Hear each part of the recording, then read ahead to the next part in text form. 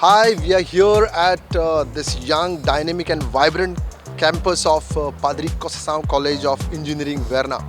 The reason why we are here is that PCCE is back with its technical fest of exhibition ideas. Let's move in. I declare PCC Ideas 2024 open.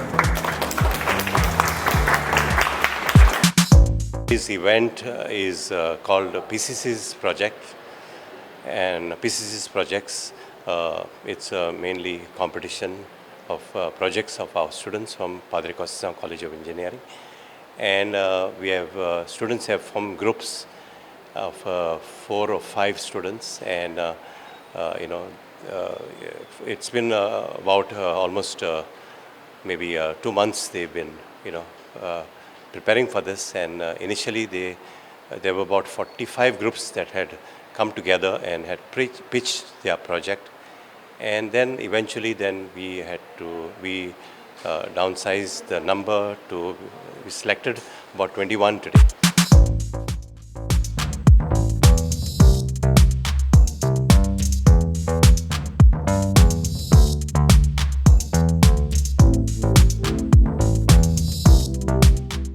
My name is Renuka Birado, and these are my teammates Komal Sadadekar and Ankita Waglekar, and we are from final year IT department, information technology department. We are present now. Ideas is going on, so we are presenting our project, which is Garbot, garbage segregation robot. Our idea is segregating the wet and dry waste, which is going to be with the help of this sensor. If anybody comes and the door going to open and going to dump the waste, and it is going to be placed on this slider, and with the help of this arm, and it is going to be remove the dry waste. Dry waste means plastic, paper. Did it automatically? Yes, it will. Yeah, yes, it automatically. We are using camera image processing for that. So the arm will detect the waste and will be placed on wet bin, and the remaining with the help of this slider, the remaining wet waste going to be fall on the wet bin. We actually want to use this for the domestic purpose only, because as we have seen, there are many for the large scale but not for the domestic purpose. So we actually came with this idea, so it can be used in the households or in the schools or the streets also, where the garbage will be segregated automatically.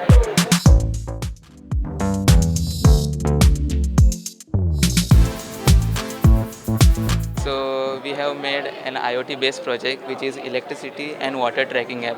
This app basically tracks real-time usage of electricity and water, and it will be shown onto the app. We have used 2 devices like ESP32s, both for electricity and water. There is current sensor, voltage sensor. It senses the electricity, and it will be shown onto the cloud, and the data from the cloud is received onto the app.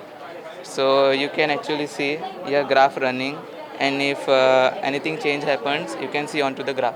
Government has come up with some app. Is it similar to that or what?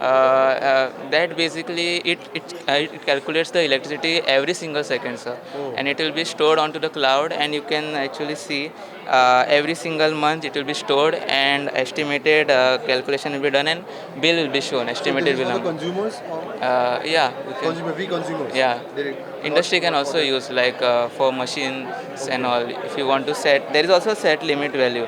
Like if you want to set the limit, like you don't want your electricity to get overused. And also for water, you can actually set the limit over here, and after setting the limit, a warning sign will be shown. And There'll be a beep or something like that. yeah, same notification will also come, and you can also like shut off the supply. So what is the intention behind doing this project? These days the electricity bills were very high, so you can actually check on what day your power usage is more. Very proud of the students. They put up some really innovative projects. I think they challenged themselves and raised the bar even higher compared to last year. And very proud of them, and hearty congratulations to everyone involved in this competition.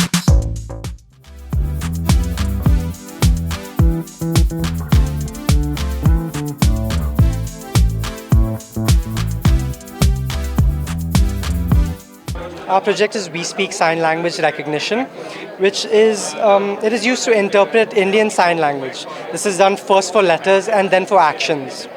This is done using, if you can show that picture, on each hand, we place some vectors. So for each hand, there are 21 landmarks on the hand. From this, we can take inputs, which is used to like estimate what gesture is being performed or what action is being performed. And that is used for the sign language communication. And then we believe in this tech so much that we think it can be used, it's that reliable, that fast, that it can be used to control, say, a vehicle, a small car, or a drone, using just your hands. So there's no need of any external controllers and the like. The app, whatever you have designed, Yeah. it is for what? For whom? For mute or speech impaired people. Okay. This helps. Disabled. Disabled, sure, yeah. This makes speech more normal for them rather than making them like come to us with a phone to text it out how it happens, yes. So it's more natural for them. Also for the normal population, we have the Learn ISL application to learn sign language. I feel like it'll get more normalized, right? Like suppose for Duolingo or anything, like now you can't learn sign language on that. But we are not using any sensors anyway, we're just using a simple camera. So every phone has a camera, everyone can just learn it. It should be an option everywhere. Suppose like even an interview, right? Suppose it's an online interview and you're conducting with a mute person and he can't speak, right? So he'll have to keep typing, it'll be awkward. Rather than that, he can just like make sign languages and it like in real time we are translating it, yeah. So just bridging that communication gap that's there right now.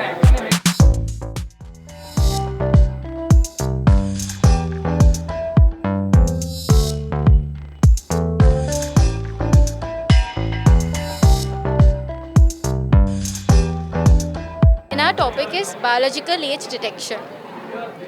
So what we do is, like there are many people who face problems that an older people face in their chronological age. So like there's a difference between chronological age and biological age. People think that biological age is the number of years they have lived on this planet. But that's absolutely wrong. Biological age is how you fit from within, where your body is functioning. So we have built a model where model predicts our biological age. So we have considered all these factors and then we predict a person's biological age. So we have taken this as an example. We considered this data set and their chronological age is 33. But after calculation, their biological age is found to be 29. So there's a huge difference in this. Consider a person whose actual age is 33. So we are getting it as a 29. So it's not an issue. Like, for You're example, making them happy. yeah, And what if they are sad? If the age is the other way? we will recommend some. Suppose if the year predicted age is 29, suppose it's for greater than 33, suppose it was 40, 45 or greater. So what we'll do then, we'll recommend them to our specialist. We will be tying up with many companies, some gyms, some medical experts and pathologists. So if the age is greater than the chronological age, then we'll recommend them to a specialist. Then they will provide them some exercises, meditations and some medications to decrease their biological age. And remember that biological age can be decreased. So it can be more, you can suppose, you know the example of Sadhguru, you know, Sadhguru. His real age is 75. 75, okay? And his biological age is 25. Yeah, 25. So he's so much fit, you know, because he does a lot of meditation and all, so much yoga and meditation. So his real age is 75 and his biological age is just 25. A huge difference of 50. We are using the blood report, right? It is an internal thing, so obviously the accuracy is high. There is one more product which recently came on Shark Tank. They basically provide you with a kit. That kit itself costs you around 20,000. So normal middle class person won't go to them, buy that 20,000 rupees kit and test his biological age, right? They even provide you supplements. Their supplement bottle costs you around 900 to 3,000 because they import the raw materials from outside. So a normal person cannot afford that. But this project, this model is very affordable because you just need a blood report with all these 8 parameters. You just come to us with these 8 parameters and we'll determine your biological age. So any plans of going for this Shark Tank and all? So right now, we will have tie-ups with the gyms, as you mentioned. So revenue can be generated from that. We will have tie-ups with the medical experts. And the main thing will be, we will have tie-ups with the labs, pathology labs. Parameters, what you mentioned, are these like a regular parameter? Yes. This is mainly to encourage students to connect their theory with the practical. And you will notice there are projects connected to AR and VR and AI and connected to the mechanical engineering. And also we have, besides, we also fund the projects. So all the funding, everything is given to the students. And also we give them prize money. They have about 20,000, I think 2015 and 10,000. So this is in a way encouraging students to participate, and there's a lot of enthusiasm among the students.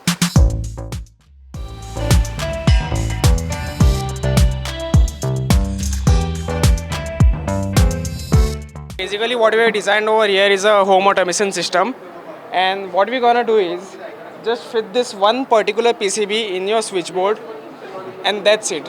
All your home ordinary devices gets converted into a smart device. Now you don't need to go into market and buy a smart device and feed it, and all that hassle is gone. Just with this one particular PCB, all normal devices are now smart devices. Let me give you a demo how it works. You can use Google Home, Alexa, anything, and control it remotely from any part of the world. Not just at your home, but any part of the world.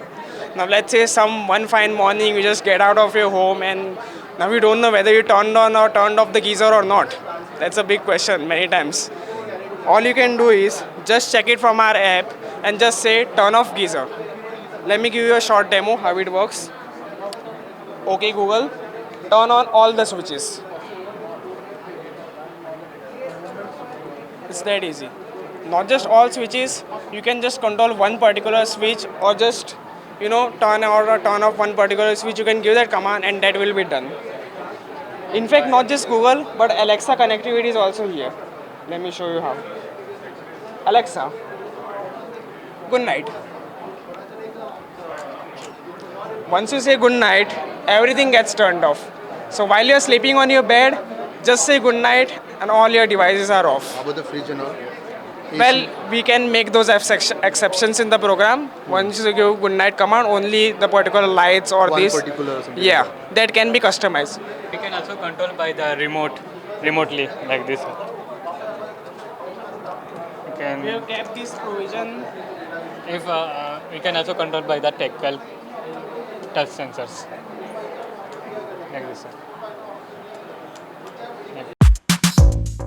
Most of us here, we are kind of confused as to what we want to be in the future. Like we can either answer NEET or JEE. I feel like this experience kind of helped a few of us to decide what we want to do.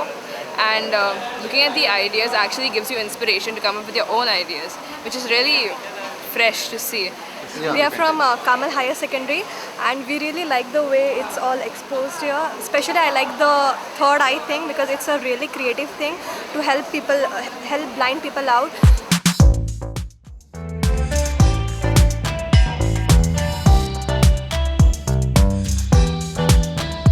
So this is a project that we have created. This is known as a haptic feedback VR glove. So what we usually use in the VR is a headset and a left and a right controller, right? So now this is a much more advanced version of this, the controllers. Now when we use the controllers in the VR world, we can just see an actual virtual object, like a virtual glove. We can't feel onto the objects. We just use to move from one place to another, or we use it to grab onto some objects. But we actually do not feel the objects in our hand. So we have created a prototype that is an advanced version of the operators which are using over here, that is the left and the right one. Currently we have just created on the left hand. Now this, in the virtual world, when we hold on to an object, the servo motors over here will retract, okay? You can see the strings right on the fingers. The strings will be pulled back and the fingers will get, you get an actual 3D feel of the object. So the haptic feedback VR gloves uses three main important components: the potentiometer, the ESP32, and the servo motor. So basically, we programmed the ESP32 such that it will send the data from the potentiometer. So when he moves his hand, the string will pull and the potentiometer moves. The potentiometer moves. Then that data which will be sent to the ESP32. The ESP32 will then send that data to SteamVR, and hence the hand tracking works. Then the next is the haptics, so for the sense. So basically, the servo motors, whenever he comes near an object, the servo motors will start, and we coded the program such that it will it will retract retract, which will resist the movement of his fingers. So, example, there's a wall in front of you in VR, okay, and you go close to that wall. The servo motors will start and it will retract fully, so he won't be able to close his hand like this at all. So it will be complete resistance to it. You know, in the army, there's something called assembling satellite receivers. So we use very expensive hardware for this. So, you know, if we can make 3D modules and actually make them work in VR, we can save in a lot of expensive hardware loss. So, you know, that's how we can actually use it in the defense part of the country, and we can help them to train their muscle memory, because we all know during the time of war it's a very brainwashed moment, and you know that is where their muscle memory plays a very important role. So in engineering we can use it to actually assemble engines, where actually we can use it to understand, have a very good understanding of the engines, and use it even in the automobile concepts of the country, you know. So not only the interns or the students, even the engineers, like they have a very grasp concept of what they are doing. And also I can take the example for schools. Supposing just our simple chemistry labs, we can make 3D models of those acids and we can make them work in that. First of all, we are not damaging any apparatus. Second of all, we are not even damaging our skin with all the acids. So we are not only listening to the instructions which our respectable teachers give us, but we are even absorbing the knowledge which they are trying to give us in a more practical way. Supposing during the time of COVID, I was a CEO of a multinational company and wanted to hold meetings, suppose somewhere in New York, in a foreign country. So basically we built a bot which is there in that building. I have access to the eyes of the bot with the help of the Steam VR, which we are using to host this Unity platform. So basically I know who's watching at me, who's sleeping, who's doing not what, okay, and who is actually interested in what I'm doing. Where will our gloves come into force? Where we actually have to like take down notes or perform any operations or whatever. If I were to tell you, you can actually train a pilot just by making him sit here. Like, would you believe me? And the best part of it is we have built this with just rupees 2,500.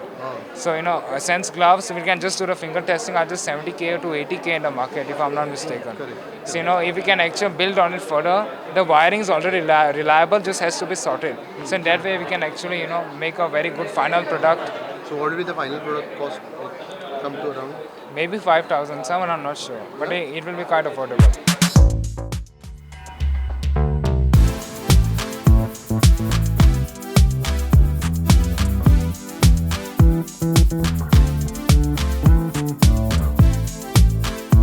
Our project here, we've done our entire project in virtual reality.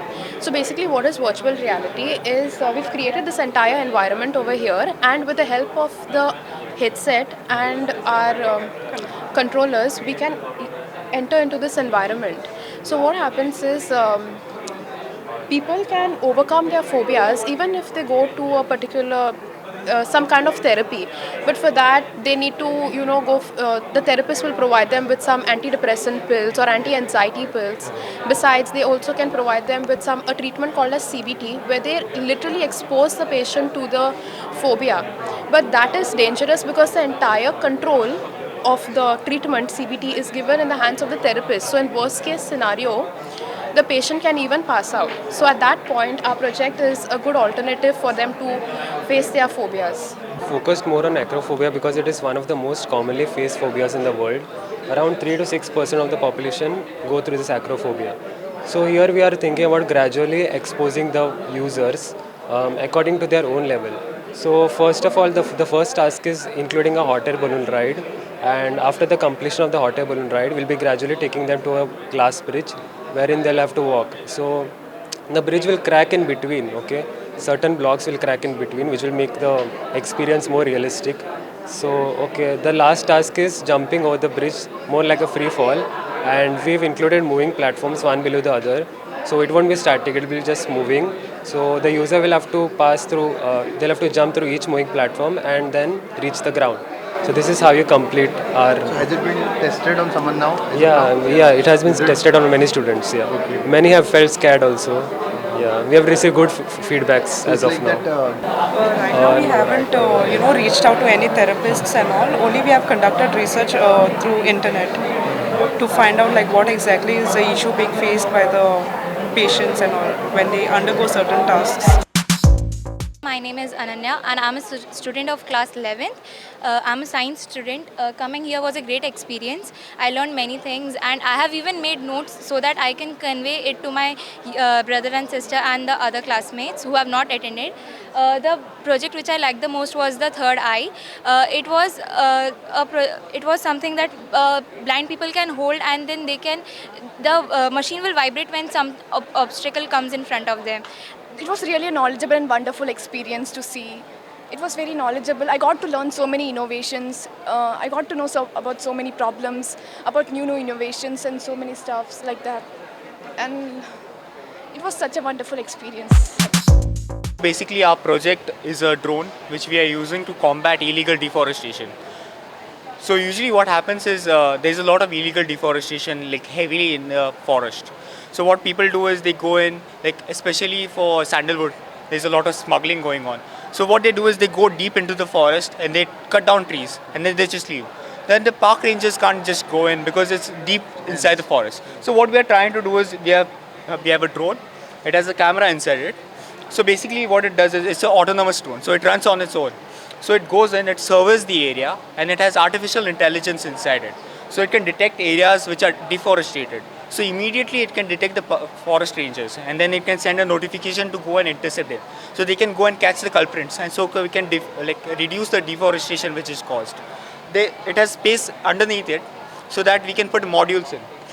So for example, let's say there is an area deforested and we have seen that we want to replant. So what we can do is put a afforestation module. So you can just easily match it. Yes. Just clip it on and then wire it. It's a deforested area down below. So it can automatically drop the seeds. So deforestation is just one problem we have to combat. Another problem which we wanted to combat was the Amazon forest fires. So we have a model right here which detects fires. So as you can see, this is a lighter and this is a flame. So this detects the fire. So what our plan was, now as you can see there are bounding boxes over the fire. So those bounding boxes tell us the exact location of where the fire is. So if we know where the fire is, we can combat it even faster rather than waiting to know where the fire is. So with this, we know where the fire is, so we can combat it ASAP. We can send our reinforcement as soon as possible. Also, we have this module, as he said about the afforestation. This is the fire extinguishing module. These are like flaps. These flaps are attached. This is attached underneath the drone. These open up and a turret is lowered. That turret is infused with water, sand or other extinguishable material. And if the fire is on the smaller range, it will help extinguish the fire completely. From last year, it is the Silver Jubilee celebration. We started this ideathon for the students. So here all students can participate irrespective of their years. So all branches, all students, they can participate in their ideas. So it is 1 month time is given for the students to initiate their ideas and to convert them into the working projects. Projects got selected. So most of the projects, they are good for the society as well. Looking into the benefits of the society also, many of the projects will be carried out. And also to draw the more benefits, so we invite many of the schools in and around. So around 700 plus students from all schools are invited and they are visiting. And so mainly this will help to create interest among the school children in the engineering education. So